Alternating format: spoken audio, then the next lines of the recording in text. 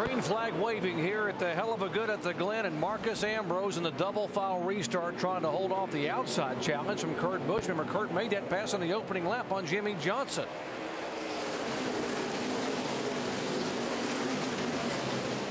Good job by Ambrose to hold Kurt Busch off there. It looked like he had a nice run, but Ambrose stood hard in the gas and was able to stay out front. Now the question is, Ambrose is the only car in the field that has not been on pit road. How long can he stay out there? Yeah, that's the thing. He can stay out there for a few more laps. He's a little bit light on fuel, but he does not have as fresh of tires as Kurt Busch behind him here, but we'll see how that balances out. I don't know if it's a question of how long he can stay out there, but how long will he stay out there? Yeah, from this point, it doesn't really matter. He probably should make this pit stop because you know, if the caution comes out again, let's say that right now, he'll have to make it under caution. He'll be back in 28, actually probably in the mid-30s. Let's listen to their radio. It's race to play early here, Frank, so don't panic if we didn't make the right choice there. We've got plenty of time. Hey, buddy, not panicking yet. I hope you're not. No, we're good. Kurt Busch trying to take the lead away with fresher tires in turn one, and he makes it look easy. Almost. Well, Kurt Busch got a great race car. He showed that from the beginning. And he looks like he's really good on fresh tires. After they ran 10 or 12 laps, he started losing a little bit of time, but he's making it up here with these fresh tires. Yeah, it stretched it out far enough that losing a 10th or 2 or 3 in a lap, he had built up over a 2-second lead, so that wasn't a problem. One of the road course specialists, Ron Fellows, had been on pit road a moment ago in the 09 car, and they're going to push that car back to the garage area. So troubles for Fellows. A 5-time winner here at Watkins, Glen, and NASCAR's other divisions. And Robbie Gordon is now 1 lap down after his problems on pit road. Actually, 2 laps down. Let's update the 09. Jamie. Well, the team's telling me that Ron Fellows' starter has broken. Remember, in the Nationwide Series, the 1 car, same team, they had an issue as well, and they lost quite a few laps. It's a bummer for the guy who's won here 3 times in the Nationwide Series, Doc. And he finished 5th here in the Nationwide race on Saturday, but troubles here for Fellows today. The caution just a moment ago on lap 22 involved 3 cars, a spinning David Strimmy. The 2 most heavily damaged cars were Strimmy and Kevin Harvick. Let's find out what happened with Kevin Harvick and Jamie. Well, perhaps the most severe damage was the 29 Kevin Harvick. You told me on Saturday how good this car was. What just happened? It looked like the 12 just drove through the grass and just, I think, way over the means for how fast his car was. Obviously, he doesn't have the skill sets to continuously run the pace that he needs to run lap after lap, and just drove through the grass there. So it's unfortunate for all our guys on our Shell Pennzoil Chevy, and just kind of got caught up in the wrong spot, wrong time. Kind of the story of the year, so wish it was over. Severe damage on the left front. Kevin, any chance you'll get back out? I hope not. Kevin Harvick is out, guys. Well, you can hear the frustration. Yeah, well, wow. Kevin Harvick out of it here at Watkins Glen. Yeah, it looked like maybe Marcus Ambrose is going to be coming to the pits this time.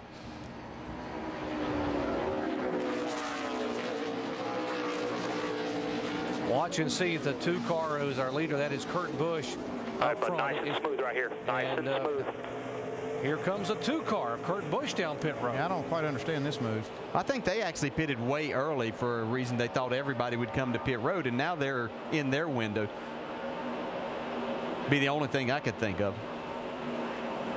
Guess we'll have to see how all this plays out. But 47 is still on the racetrack, the only guy that hasn't been to pit road. Let's go down to Dave. Hey guys, they were not going to take a chance on this being a 2-stop race only for them. They could not have made it, and so they're going to take on fuel now. They'll have to make 1 more stop after this. No tires changed on this, just full of Sunoco fuel for Kurt Busch. Almost stalls it, gets it fired, and tiptoes off of pit road at 35. So we'll see how that plays out for him. Marcus Ambrose, meanwhile, re-inherits the lead. And again, if you just joined our coverage, Marcus Ambrose has not pitted. We are at lap 29. He'll be finishing lap 30 this time by, and he has yet to come on pit road, although we are hearing that may happen this time by. If you absolutely don't have the range to do it, you can't do it. So these guys are just having to pit when they can and when they know they can make it. But, you know, the cars that can make it are going to have a huge advantage over these guys that are pitting now. And here comes Ambrose. Let's go down to Vince. Marcus Ambrose making his first stop of the day. Remember, 35 miles per hour on pit road. They're going to take 4 tires and fuel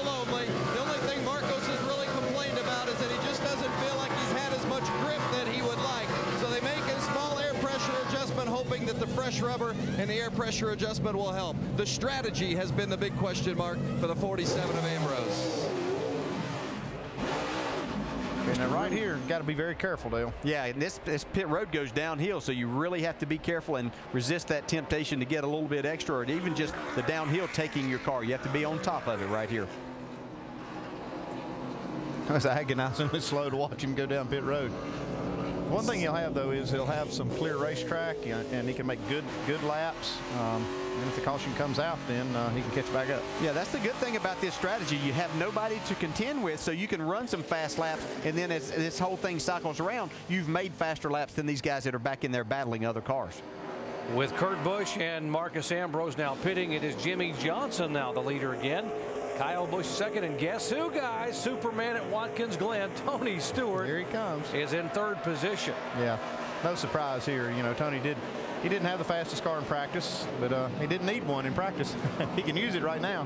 I heard he was very comfortable with his race car, very happy with what he had, and felt like that at the end of practice time that he was ready to get himself up there and battle for a win. Greg Biffle is fourth. Good run for Biffle, but look back in fifth spot here. Boris said having a great day here. He qualified in ninth position, very solid, and just slowly moving up. This team, they put a lot of effort into this, and Boris looks, obviously he's very excited about coming here, but team's showing a really good run here so far up in that fifth spot. We talked about possibility of one of the road course experts possibly pulling off the upset. Look at the 13 car, Mad Max Pappas driving for Germain Racing. Look where he started, and he's currently in the top 10, moving in eighth spot, trying to take seventh away. He's had a solid car really all weekend long here, and now he's having a great race. Looking to the inside of McMurray, thinks better of it. But look right behind him, you got Clint Boyer. He's running a good race also in the top 10. And our biggest mover, and I think this is a great story, Matt Kenseth, who started at the back of the pack and has never had a top 5 finish on a road course in his career. Dave. Well, Doc, you can put yourself in position by strategy, or you can do it by passing race cars. Now, Matt did not pass all those race cars on the track to do it, but his guys on pit road on that only pit stop got him 7 positions. And during the David Stremme spin for our first caution, he went through the mess before the caution came out and picked up another 6. So he's passed cars on the racetrack in several different ways, and that's how you put yourself back at least into contention. Well, that's exactly what these guys needed to do their job. They do a great job on pit road week in and week out. And then Matt doing a solid job here on the racetrack. As these other guys pitted that last time, he was able to stay out there, got himself up in 11th spot right now.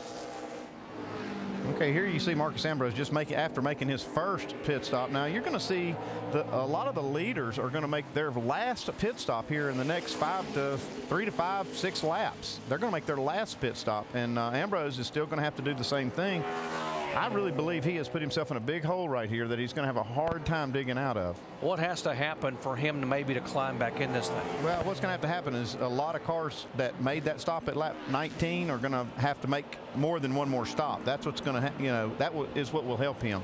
If they have enough caution laps, though, from here to the end of the race, they will not have to make but one stop. Now, what about this guy here, Kurt Busch? Now, he made that stop a lap before Ambrose. You see how far Ambrose is behind him.